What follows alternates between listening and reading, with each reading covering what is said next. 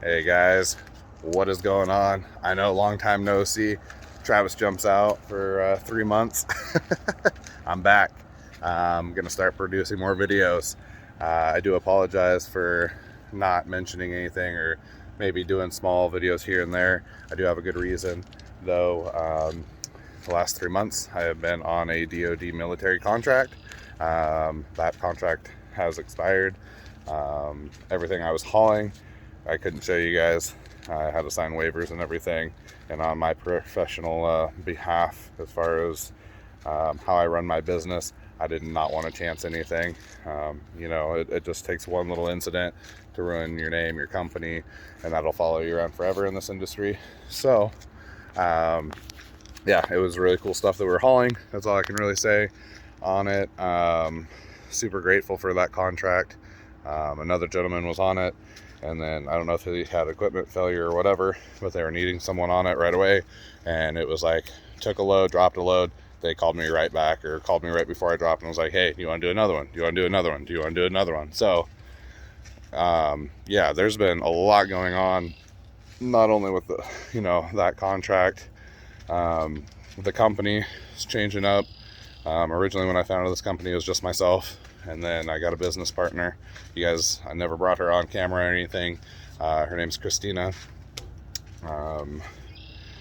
Through pretty much the agreement when we first got on, she would do maintenance stuff. I would provide the income, run the truck, do all that, and she would work her 9 to 5 job, if you will. So she is a Freightliner mechanic, but everything seemed to be more manageable. Sorry for the glare. I should get out of the way there. Everything was manageable with this truck with me, so it doesn't make sense to pay out somebody who never sees or touches the truck, right? So looking at it, she was more of an investor. We sat down, talked about it, agreed that I would buy her off the LLC, and then it'd go back to just solely being me. So super nice of her to help get the truck and trailer, some equipment to get us going. Yeah, so that took place and is taking place. So that's a huge change for us, as far as the entity, how it is on paper, but still just going to be me running and gunning on all the YouTube videos. But yeah, and then previous video, I believe I brought Chris on. Showed you guys Chris. He was a new guy. I knew him from high school. Was trying to get a CDL. He got a CDL and everything, and things just didn't work out between us. So we cut ties, and hopefully he's off doing his own thing. Hopefully he gets his own truck and stuff here so that he can get out on the road and do what he was with me for like the last, I don't know, probably 2.5 months. Ride around doing stuff over here, learning how to be a hotshot trucker. He didn't have interest in a big truck, so like I said, hopefully he's out there. Hopefully he's, I haven't talked to him since he let me know that he wasn't going to stay on with us, which bittersweet. I mean, old friend from school, but we all have our needs, and can't down a guy for trying. And if it doesn't work out for him, and you see what kind of money we make out here, it's pretty easy to say, yeah, I don't want to work for somebody else if I can make the money. Cool. But yeah, so like I said, best of luck to him. Good news though, my buddy Ryan, I mentioned him in previous videos, I know, back 3 months ago when I brought Chris on over here. Ryan and Chris were training together in a big truck at one of my friends' companies, and to get some experience in and try to get a CDL that way, and that didn't work out for Chris. So Ryan is off working at a company doing overdimensional, and we're just waiting on a 2022 Kenworth W900, and he'll be coming on to Landstar underneath me and running that here. So that is a positive to the loss of a business partner, plus loss of another hotshot driver that would have been taking over this truck. So when Ryan comes over here, I'll be running the life out of this truck. Then I will be leaving Landstar per their requirements that I have 1 year verifiable experience of over the road in a big rig. In the last 3 years, it used to be 5 years, which I had the experience, and as of 2021, that changed. So kind of kicking myself in the ass for not just buying a big truck in the beginning, but I will tell you guys, this hot shot made money, hands down. I run into guys running dry van with Landstar, dry van elsewhere, you know, under their own authority, and we start talking, they start throwing numbers, and you know, I'm able to log in, show them mine. I'm like, look, like that's what I cleared, that's what I brought home, and they're shocked. I'm super shocked. This business, you know, whether a blessing, whatever you want to call it, super fortunate. Hot shot hopefully won't be going anywhere, but as you guys know, like Alex with Tow Piglet, he has a few videos that talk about if freight drops, hot shots typically go away for a bit because all the big rigs start competing for freight that, you know, us smaller guys and hot shots run around, unless it requires, you know, the mobility of a smaller pickup and a trailer to get in. So that being said, the next thing that we're going to be doing is the truck's going in for recalls. It's got one on the transmission, got one for oil consumption, which we're losing like 4 to 6 quarts in between oil changes. They said that it's a computer driven issue, so we'll see. Also something with the transmission, it's been shifting super ridiculously hard and stalling out and doing weird stuff and acting like it's slipping. She said it's probably all that. This does have the ASN or ISN, however you guys pronounce it, you know, transmission, 410 gears, 6.7 Cummins, but it doesn't have the high output, you know, so this thing is a little bit cheesy when it comes to the new GVWR for you know, what it can pull. The old trucks, I believe, were like 43 to 45,000. This thing can only do 33. That's truck, trailer, plus cargo. So with this 22 GN HD Big Tex trailer, it comes in right at like 8,100 pounds. Truck and just trailers 20,000. So I literally can put, you know, anywhere from like 13,000 to 13.5, and that's depending if I have the slip full of diesel. If that happens, that's an extra 500 pounds, so that eliminates, you know, anything heavy. But good news is you're not overworking the trailer, you're saving it. You know, you can put 16,000 pounds of cargo on the trailer, so you're saving yourself, you know, 2,500 to 3,000 pounds. So the trailer's not being maxed out. Had to replace an oil hub today. Had a forklift driver, they're notorious. This is the second one. As you guys remember in a previous video, I believe it was on this side. Once I get around to fixing it, it's a cheap fix, but I ended up having to put some Gorilla Glue silicone around the outside because this cap was leaking everywhere, and that was months ago when that happened. Forklift driver hit that, and it actually hit the hub and bent it, so it doesn't seal up right anymore. Super big pain in the ass. Today, another forklift driver just coasted it, and it just punched this thing. And luckily, you know, as you guys can tell, nice brand new. Look at it, fresh oil. Hell yeah. Anyway, same thing happened. Went to fully get that all the way off. I had to drive like 14 miles off their property, get over here to this little travel plaza.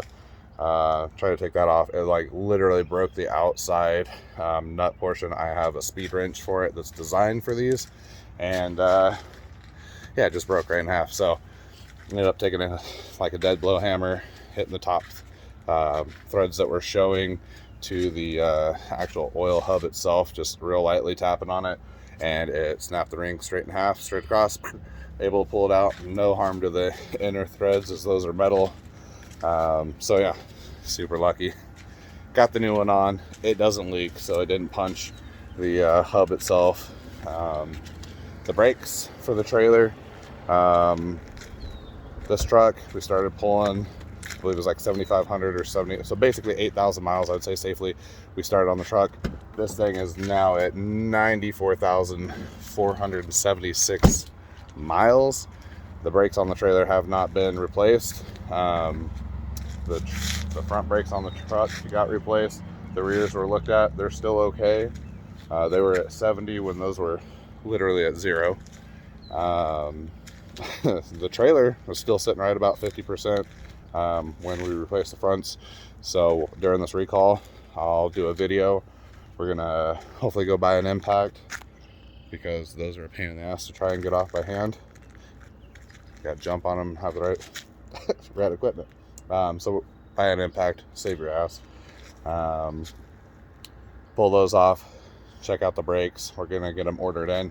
Also, guys, if you're buying a brand new truck that has not been out on the market, or a newer truck, right, this 2020, that was the best thing in the world, get a brand new truck. Well, front brakes, they took it in, got new tires put on the front, and they're like, you got like 1 millimeter, 2 millimeters of brake pad. So I drove it for a trip from Idaho to Oregon and back, so safely say probably 800 to 1,000 miles. Got it home, replaced the brakes myself, and they were done. You know, most of your stopping powers were sitting right about, you know, I don't know, I think it's like 70-30 or something like that. 70% your stopping force is up front, 30 is at the rear, is how the dealership was explaining it, which I wish they'd balance it out on a commercial setup like this, but it is what it is. They're designed like that for a reason. But I called to have the brakes ordered, and it took 30 days for the second set for the rears, and it took 10 days to get just the fronts. I tried to add it by a duplicate, you know, so I have another set, since I knew it was taking so long to get them manufactured. But they don't have I forget the term that they use now, like a purchase line, I think is what they're calling it. So they don't have a purchase line set to make them cheaper. They don't have, you can't buy it at O'Reilly's or AutoZone or anything like that right now for some reason. So for the front brakes alone, I paid almost $400. Yeah, that's right, $400. You guys want proof? I'll pull a receipt just for those front brakes. So spent $800 for the front, and another $376 for the rears, just so I had them, because I figured the fronts were out, the backs are probably going to go, the backs still have life on them. So you know, right at 63,000 miles on this thing, or 64,000 miles when we turn that over. The crankcase ventilation filter sits up on the top side of the motor. That had to be replaced. I got a service engine light that came on. I YouTubed it. People are like, oh, it's just this filter. Amazon has one. I believe it was like 60 something dollars, and the dealership wanted 300 or 270 or something crazy like that. Same exact filter Amazon had, and they call it for the 2020, but it works on everything. I believe they said from like 2008 or 2008 and newer. They're all the same. They're all the same top end. So that was interesting to learn. So outside the maintenance side of stuff, we've been killing it with these tires. I was super happy with these. These are the Terra Contact HTs, Traction Plus technology. We're finally wearing down, as you guys can see on these. Finally wearing these down. This set, I believe they're like $270 a tire, but they have lasted, I think we put those on at 30,000 miles, 40,000 miles, something like that. And here we are at 90, and they're just needing to be switched out. These ones put on just a little bit ago. It needs an alignment again. Got some weird wear, and then we're gonna rotate them around. But those tires have been kicking ass. They have not faded and wore out like the other ones that I had on previous. So I'm not even gonna mention that name because it's just complete garbage. The trailer tires, I believe they said that these were manufactured in China. For those guys seeing this video, not my previous, you can go back. These things, super deep tread. And they're still belted Primewell ST500s. And anyway, I bought these in the winter. Figured, hey, it'd be nice to have some grip, not just a straight highway tire. And these things were, you know, sitting probably right at 50% tread life. And they have been phenomenal. They need rotated. I haven't even messed with them, and I just started to see that they got a little cupping the other day on it. Had a flat on the same side that hub got broke. So bought a patch kit. As soon as I get home, that one's coming off. It'll get an actual patch kit on the inside because I had one of those external ones. You rasp it and then jam the patch inside with some rubber cement. So far it's holding. So yeah, that's kind of an update, speedy update as far as what's been going on. I do appreciate you guys coming back, you know, or visiting once this uploads. You know, I've had answered a bunch of people, you know, that have seen older videos and you know, even when I was doing the military stuff, they're like, hey, you know, getting into hot shot, you know, can I give you a call? And it's like, most definitely. So yeah, if I'm not posting videos, still you can reach me through the YouTube page. If I can help you guys get set up, I'm telling you, this is a life. This is, I've seen some beautiful country. I'm from Idaho, born and raised. I've lived in other states, but I've traveled to like New York and the East Coast quite a bit this year. I've seen some amazing, beautiful places, you know, gone to races down in Arizona because I got a load that canceled down there a few weeks back and everything. So, I mean, I've got to do some really, really cool things. Been super grateful. This is an amazing way, you know, if you had a partner to go with you, you know, companion, whatever, girlfriend, husband, wife, couples, whatever, you know, or even friends just trying to do something for the summer and you got a CDL, try doing this, even if it's not with Landstar. Just coming out here and getting on the road. You know, you're getting paid to travel, you're getting paid to see stuff. I mean, I don't know if you guys can see behind me, I'm moving around a lot, but you know, this is Wisconsin. This is northern Wisconsin. It's beautiful out here. It's quiet, birds are chirping, you know, trucks running, but you can't really hear them over here, so it's just nice and peaceful, and just another cool site I can mark down the books of things that I've done. But yeah, so if anybody has any questions, feel free to comment below. You can email me directly at FLID, it's FLID, and then transport LLC at gmail.com, and I would be happy to answer any questions you guys have that way, or email me, comment below, and I'll reach out a way to get you my cell phone number. And yeah, I mean, I got time while I'm driving. I'll give you a call, or I'll be off all of this next week.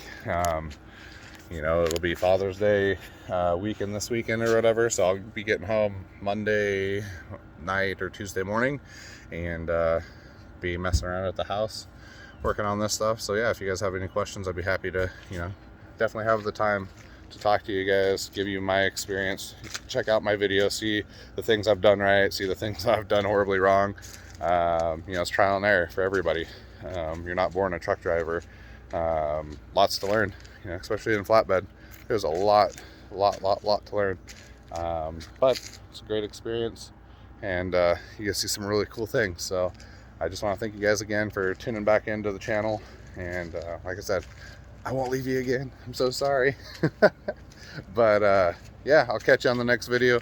Y'all have a great night. Have a wonderful weekend, and all the dads out there and single moms that are taking care of the kids, happy Father's Day to you. And you know, you guys keep being awesome, and we'll talk soon. All right, bye.